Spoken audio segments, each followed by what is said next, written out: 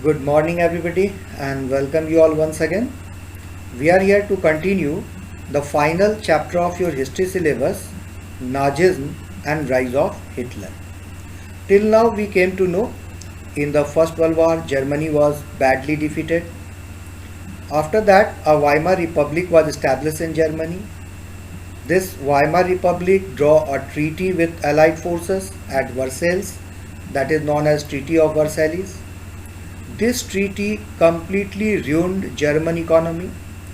Germany was forced to pay huge war compensation. But in 1922, Germany was not in a position to pay all this war reparation. And due that, Germany stopped to pay the compensation of war. France then attacked over Ruhr, one of the most important industrial belt of Germany, captured it, and whatever its share was, it started taking its own share from that industrial belt, Ruhr. Germany, in passive resistance, started printing currency notes indiscriminately, and that brought severe condition of hyperinflation in Germany. And from this severe economic condition of Germany, USA came forward to bail out Germany from this economic crisis. Charles Dawes came with Charles Dawes plan. So actually, according to Charles Dawes plan for establishing a small scale industry, short-term loan was given to Germany for development of industries or for other infrastructure development. A loan were provided, huge loan were provided to Germany by USA.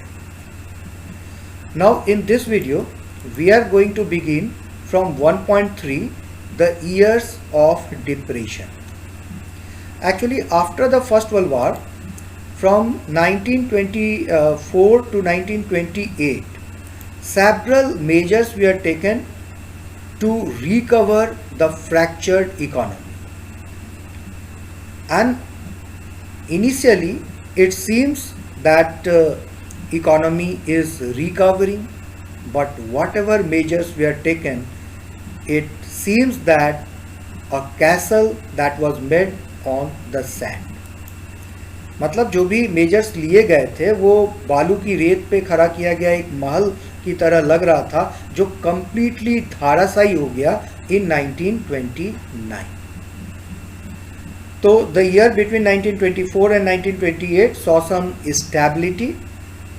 It seems that economy is recovering, but yet this was built on sand. German investment and industrial recovery were totally dependent on short-term loan, largely that comes from USA. According to Dawes plan, whatever development was there of Germany, so all it comes from USA. But Wall Street Exchange, largest stock market of the world, the stock market, official stock market of USA, that is in Wall Street, and that's why it is famously known as Wall Street Stock Exchange. This is still during that time also, it was the largest stock market of the world. It crashed in 1929. Now, it brought economic severity and the whole world was affected, badly affected again by the event that occurred after that. So Wall Street crash. Fearing a fall in price, people made frantic effort to sell their share. Wall Street crash, so that means what does it mean? This stock exchange crash, that means let's try to understand with a simple example कि suppose stock market के function को अगर समझने में दिक्कत है तो banking function को समझ सकते हो कि suppose जितने भी depositors हैं, if all the depositors together will come to the bank to take their money back, what will happen? The bank will not be in a position to repay all the people who will come to take their own deposits. So actually the bank will crush on the very same day. The same thing occurred with this Wall Street Stock Exchange कि whatever stock is being purchased. तो let's see कि जब market पे भरोसा होता है तो investment जो भी large some of investment that comes from the share market, और ये इन्वेस्टमेंट होता है शेयर जब खरीदते हैं, ज़्यादा लोग खरीदते हैं कब, जब मार्केट पे कॉन्फिडेंस होता है, पॉलिटिकल स्टेबिलिटी है, मार्केट अच्छा ग्रो कर रही है, तो अधिक लोग खरीदते हैं. तो share is being purchase when the investors have confidence in the market. But if investors lose their confidence to the market, then they started selling their share frantically. This occurred in 1929. Fearing a fall in price, people made frantic effort to sell their share. Now on a single day, on 24th October, 13 million shares were sold by the shareholder, and this was the start of the Great Economic Depression. So let's see in this global market, and during that time also, कि economy are interconnected. Suppose that कि आज Germany development के लिए सोच पा रहा था, क्यों? क्योंकि America came forward to help. If American condition, economic condition worsen, that how it could bail out Germany, so it will adversely affect Germany. So economic debacle of USA was harmful for all over the world, but Germany was worst affected by it. Over the next 3 years, 1929 to 1932, the national income of the USA fell by half. In this 3 years, national income of USA fell by half. Factories shut down, export fell, farmers were badly hit, speculators withdraw their money from the market. The effects of this recession in the US economy were felt worldwide, but the worst affected region was Germany. Now the German economy was the worst hit by this economic crisis. By 1932, industrial production was reduced to 40%. Workers lost their jobs or were paid reduced wages. The number of employed touched an unprecedented 6 million. Unemployment rose sharply. As jobs disappeared, the youth took to criminal activities, and total despair became commonplace. So during that time, such kind of placard hanging over their neck, stating ready to do any job, wanted a job, wanted urgently a strong rope to hang myself. That means similar kind of protest activities or long queue over employment exchange. So all it become regular phenomena in Germany. You could see the picture of the book where sleeping on the line. During the Great Depression, the unemployed could not hope for either wage or shelter.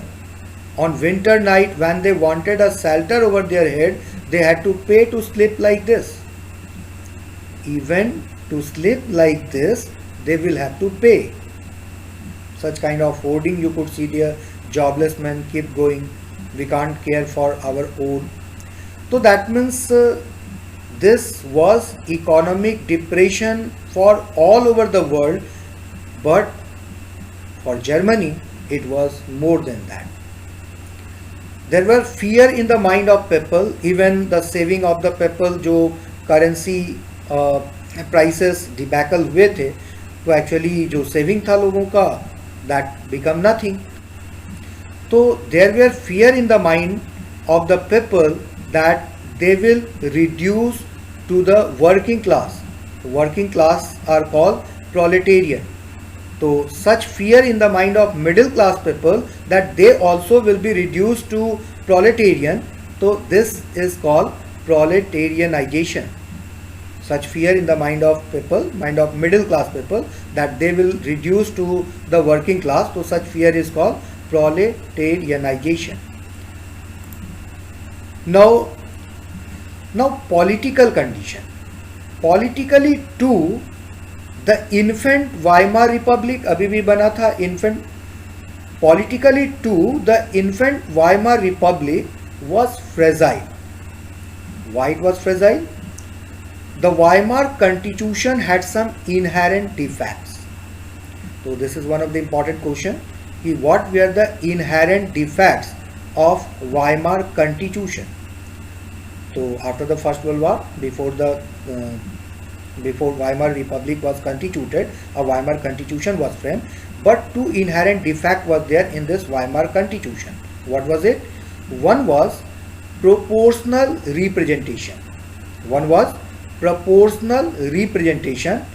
And another defect was Article 48. So what was this proportional representation and Article 48? So according to proportional representation, a party was allocated one seat in the legislature for every 60,000 votes.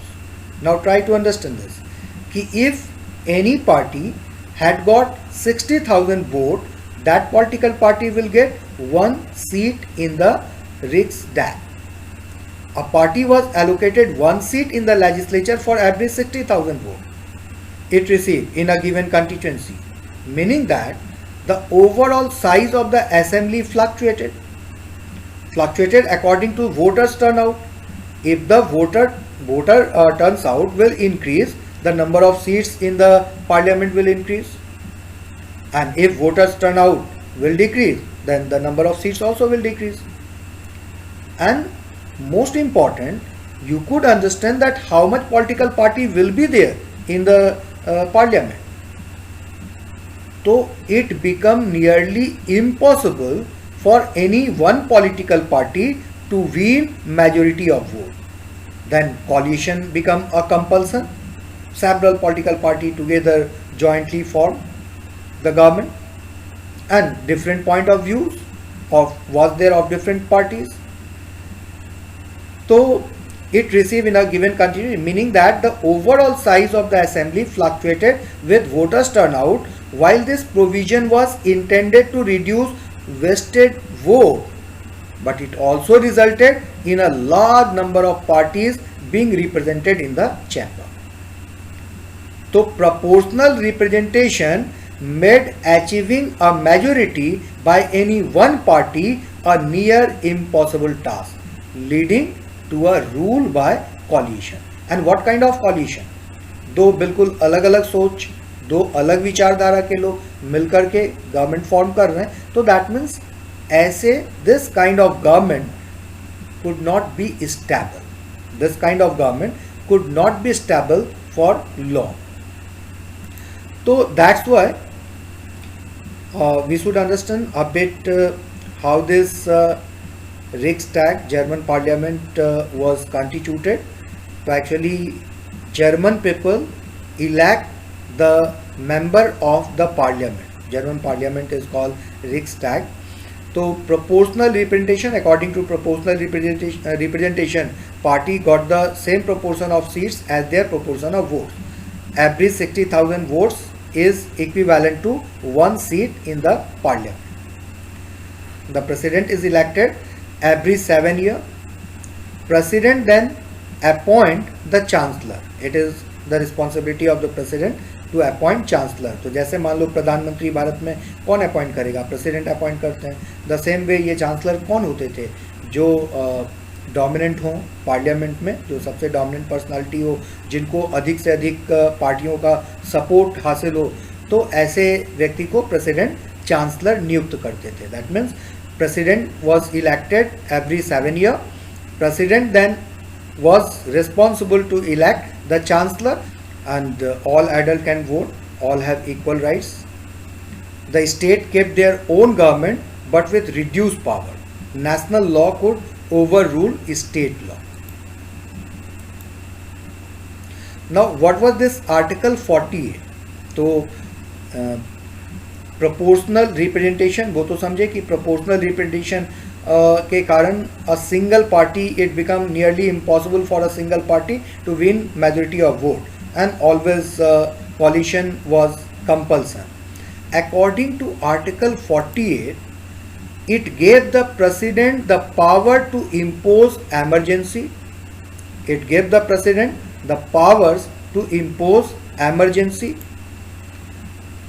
President could suspend civil rights. According to this Article 48, President could suspend civil rights, and President also was empowered to rule by decree. Rule by decree, that means presidential order एक पारित किया गया और वो presidential order law की शक्ल में पूरे country में माना जाएगा. So that means this is termed as rule by decree, rule by order of the president. That means rule by decree. So this inherent defect of Weimar Constitution later on was utilized by Hitler to gain power, and after that to utilize those power according to their own terms and conditions. So gaining power with violence, but doing it with Article 48. So that means this was inherent defect. Proportional voting तो चलो फिर भी, but this Article 48 was widely utilized by Hindenburg president जब थे उस वक्त भी Hindenburg so many times, and before Hindenburg also, and after him also, this Article 48 was misutilized by so many political authority in Germany. Now within its short life, तो Weimar Republic बहुत लंबा नहीं चला, बट जो भी infant Weimar Republic का छोटा सा पीरियड था उसमें the Weimar Republic saw 20 different cabinets lasting on an average 239 days and a liberal use of article 48. मतलब Weimar Republic was fragile, unstable and not able to win the support and confidence of the people. So this political instability, some of the inherent defects of the Weimar Constitution, and due all this, people lost their confidence in the democratic parliamentary system, which seemed to offer no solution. So whatever severe economic condition was there of Germany, German people thought that whatever severe condition was there of Germany, German people thought that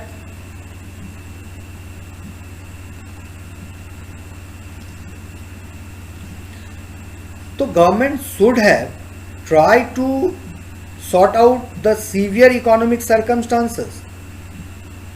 But this Weimar Republic always were involved in their own conflict, and everybody how to manage their own power. So that means this Weimar Republic also was not very sensitive towards this economic crisis, and most important, people lost their faith on democratic government itself. People lost their faith in Germany in such kind of democratic government. So whatever severe economic condition was there of Germany, that severe economic condition was supplemented by the political instability and some of the inherent defects of Weimar Constitution.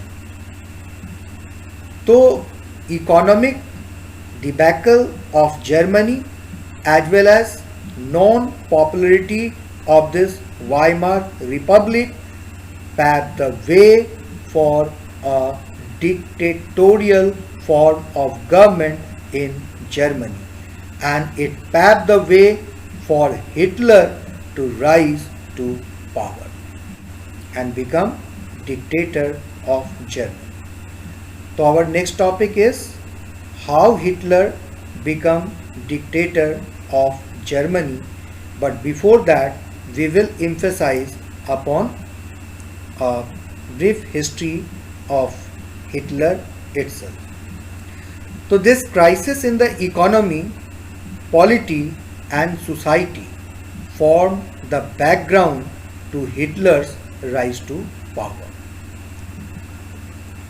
So Hitler was born in 1889 in Austria. So we will proceed over how Hitler became dictator of Germany. So in the next video we are going to discuss a brief history of Hitler, and after that how Hitler became dictator of Germany. So that's all for this video. Have a nice day and thanks for watching. Thank you.